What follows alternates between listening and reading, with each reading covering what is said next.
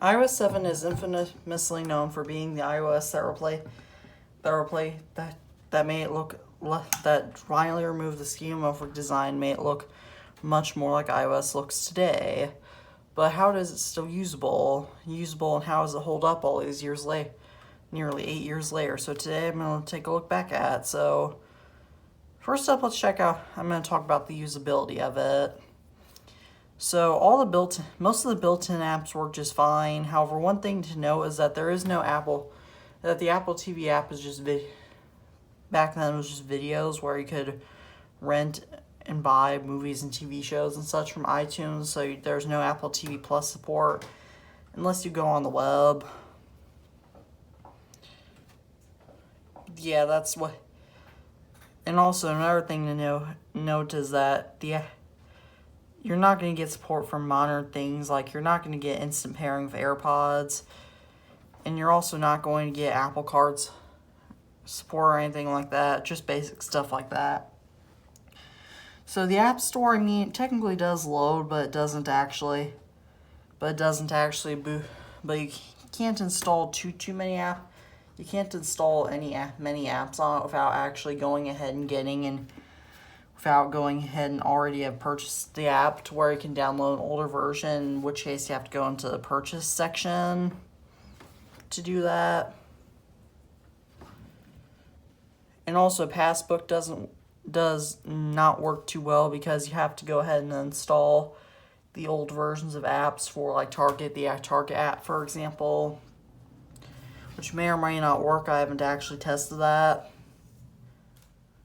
And then the last one is Safari, which I'm not too sure about. So let's go ahead and test out Safari right now.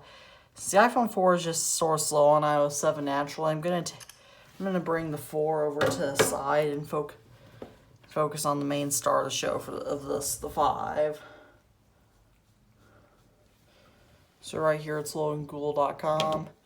Now granted, you also do need to be aware that the Wi-Fi does suck in my room. So I'm just going to plug in my Wi-Fi booster.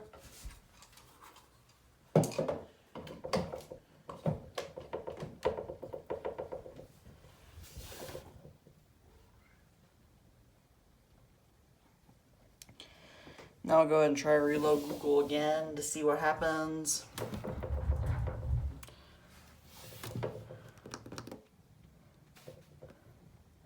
Okay, I'm going to try opening Safari again to see if it's fresh. Okay, well, it appears that I'm going to try Apple's website. And it's taking forever to load, so you'll have to test that out yourself. I'm sure it's not going to be the best web browsing. Websites will probably be broken, but I haven't actually tested that. So now let's bring back the iPhone 4 over here for app support tests. So I'm going to bring the 5 over to the side, and we're going to now show which apps work and which don't. So Remind, which is a school messaging app that I used last year, does not work. Dual Jump works. Weatherbug does not work. Roku app does work, although I'm not sure about actual streaming stuff on it. The Roku channel, I'm not sure if that'll work or not, but I know at least you can control your TV with it. Instagram works. iMovie, Keynote, Numbers, and Pages all work. YouTube Studio, Twitter, and YouTube do not work. However, you can jailbreak it to fix Twitter and YouTube. And Google Maps, I'm not sure. So now I've gotten over to usability side of it. Now let's take a look back to see what's actually nostalgic about all the new features and such of it. Well, iOS 7 didn't actually introduce many new features. It was more or less just a reskinned iOS 6, because it didn't, although it did introduce the control center, that was basically just like the multitasking bar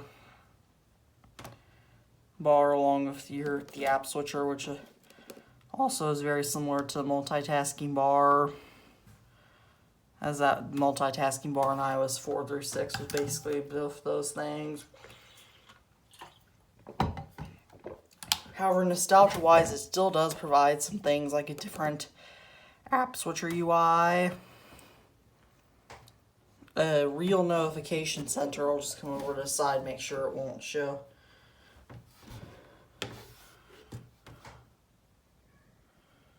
A different spotlight way to open spotlight search. Even a bouncing animation.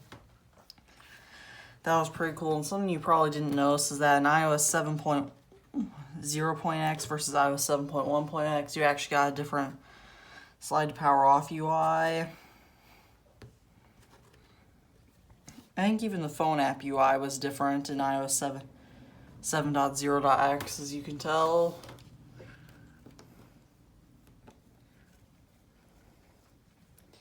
Yeah, there's lots of differences between iOS 7.1 also introduced faster UI changes, but hidden new features that was actually going to be panorama wallpapers, but that feature got axed in early iOS 7 beta stages because of battery consumption. Oh, and something else nostalgic. I'm sure we can all relate to swiping to the right to unlock instead of swiping up to unlock. And yes, my cat is proudly invading the my studio here. So that's all I really have to say about using iOS 7 in 2021. So that wraps it up for this video, and all of my social media will be linked down along with my other YouTube channels and my website. This will all be linked down below in the description, and as always, Beatrice and I say peace out.